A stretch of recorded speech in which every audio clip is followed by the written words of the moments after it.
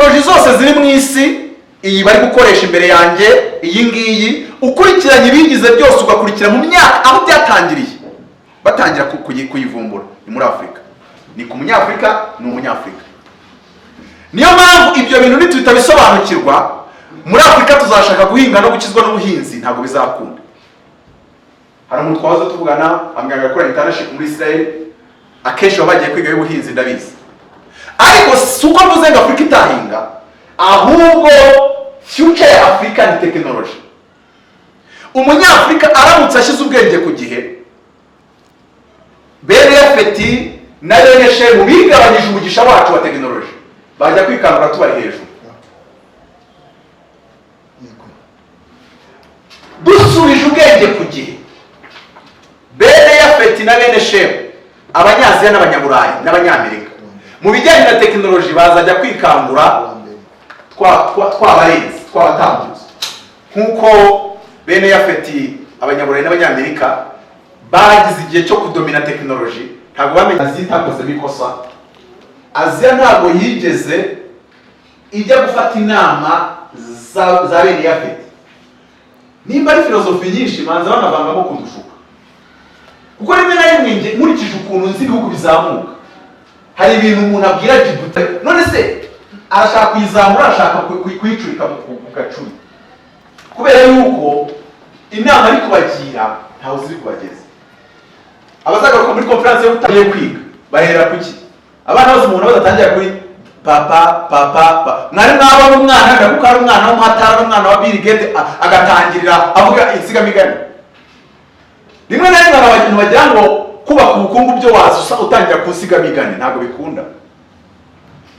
Ubujyanama twafashe ubwabo, ibyo twita for Asian Tigers, harimo Taiwan, harimo Singapore, harimo Hong Kong, harimo South Korea.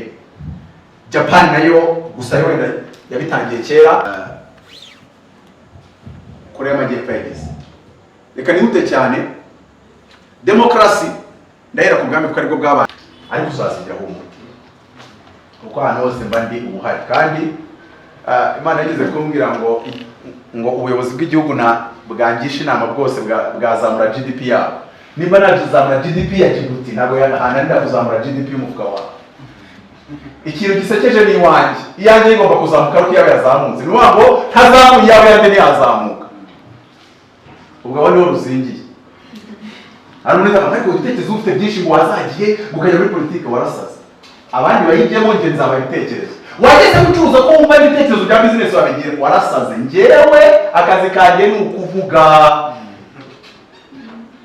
Rimwe na rimwe hari igihe umuntu ashaka kwigira kira kintu, kuko abona ubwonko bwe wenda bwashobora imibare akumva ko azamusiana. No, rimwe na rimwe tugomba kumenya n'iki Imana yadushyiriye mu isi gukora.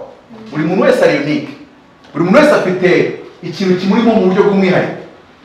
Ntabwo umuntu yaje mu isi ngo ahimbe icyo agomba kuba cyo. Ibyo ni nkuko washaka kumbwira ngo Umudage yakoze Benz, ngo mvuye kugura Benz, umuntu agahita akubwira ngo wayirije nkajya kuzana konkasi. Uzi iki se nimba naguze Benz ya decapotable? Yego muri decapotable konkasi yajyamo, ariko konkasi ntabwo wakoze decapotable yayikoreye kugira ngo ijyemo konkasi. Ubwo wahise utekereza ko nazanye ya dipine yayindi zazindi zikora munuza muri Astrabag. Nimba umuzungu ukora ikamyo ayikora akabanga izajyamo konkasi, agakora indi akabanga ni decapotable, niyo bajyana kurya life. Nepotism and corruption exposed on a strong destructive wind of foreign aid and poverty. Nimba hari fondation igoye inyera irwanyije kwibakaho ubukungu bw'igihugu gikennye, ni demokarasi. Kuko abantu bakennye biba binagaragaza yuko imitekerereze yari hasi.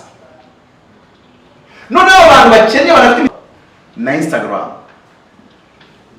Noneho uyu muntu umuyobozi ugiye gutuma atera imbere biramusaba yuko amupushinga. Muri icyo kintu bita gupushinga, kagusunikiza.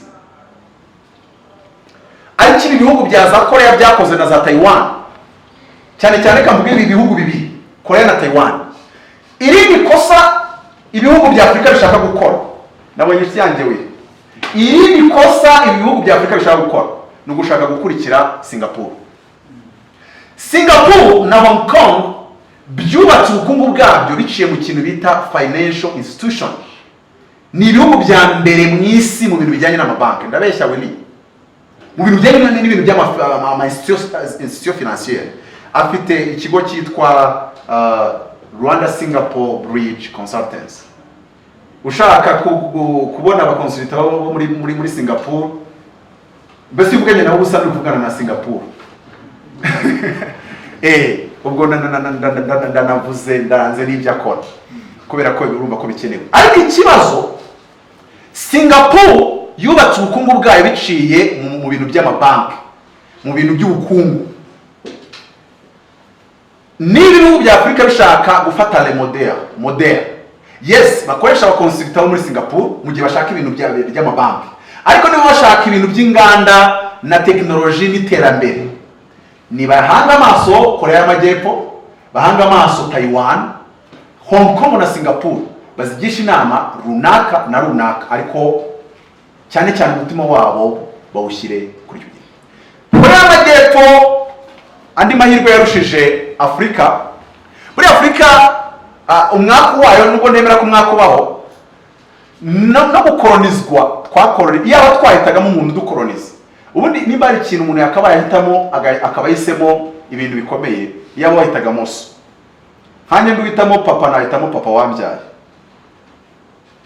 Mwisi yose niwe muntu w'inyangamugayo nzi.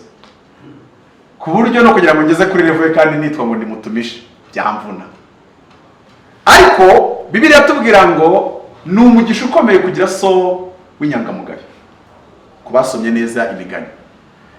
Ayo magambo iyo somo wihuta ntabwo wumva icyo bishatse gusobanura. Afrika yarabanje ihusha umugisha ubwo yakolonizwaga na bene Yafeti. Abantu bahawe destiny ya philosophy baje gukoloniza bahawe destiny ya technology. Bamaze kudukoloniza buryo umukorona aragenda ariko agusigira imitekerereze ye n'ingendo ye. Bamaze kugenda dushaka kongera kubahindukirira ngo base n'abatubereye ababyeyi n'abadufata ukuboko mu kuzamuka. Korea y'Amajyepfo amahirwe yagize yakolonijwe n'Ubuyapani, na China ikolonizwa n'Ubuyapani. Yego nubwo ibi bihugu bibiri bimaze kwigaranzura cyangwa guhabwa ubwigenge, erega buriya iyo umuntu wakolonije agiye n'ubundi usigarana institution yashyizeho.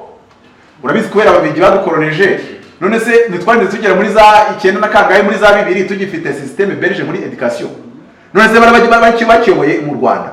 Byaba bikunda ntabwo urahita ubitagurika ngo ubita kuriye. Nuko byaba bikunda umuntu